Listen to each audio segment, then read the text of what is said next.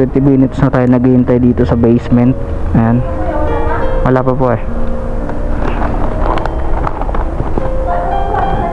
Isa lang po ba yung ano nito? Dito po kasi sabi niya po eh, basement lobby. Ito po.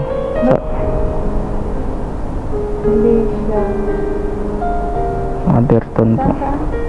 Otherton. Kaya nga. Yan, i-meet ko po kasi siya dito, sabi niya po. Hindi siya ng... Basement. Ito, pero ito na po yan. Basement lobby. Ito yun, basement. Lobby. Wala po eh. Nag-message na po ako doon bago sa taas. Tinatawagan ko po siya kanina. Pinapatay niya po eh. Oo nga po eh. Yan na po. Di-deliver muna tayo dito sa Helicia lobby. Ay, pag wala pa rin si customer. Ay.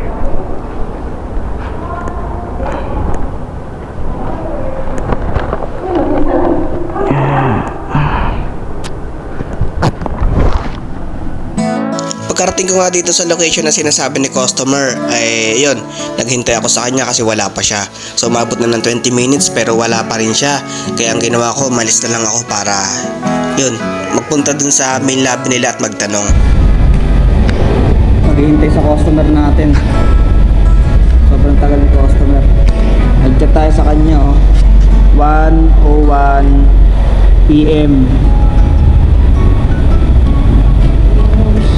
Pero wala pa rin si customer natin.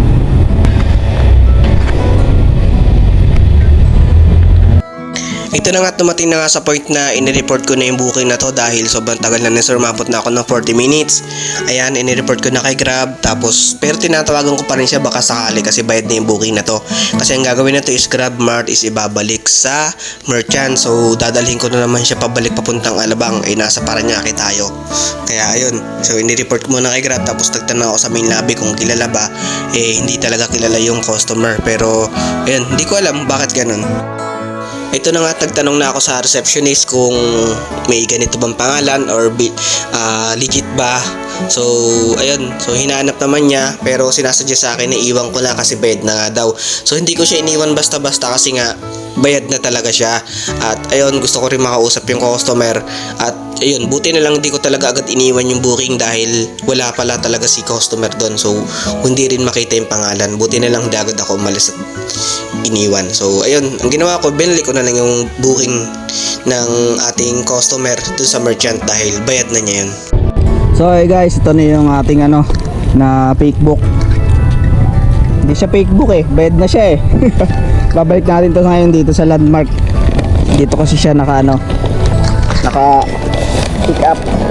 So nasira yung niya, papel. Kasi kinuha ko yung resibo kanina. Balik na natin to. Ayun na nga, nakarating na tayo dito kung saan natin kinuha yung ating booking or yung order ni customer, ibinalik natin para i-report din. And so hinihintay ko lang dyan yung dispatcher para maging okay na.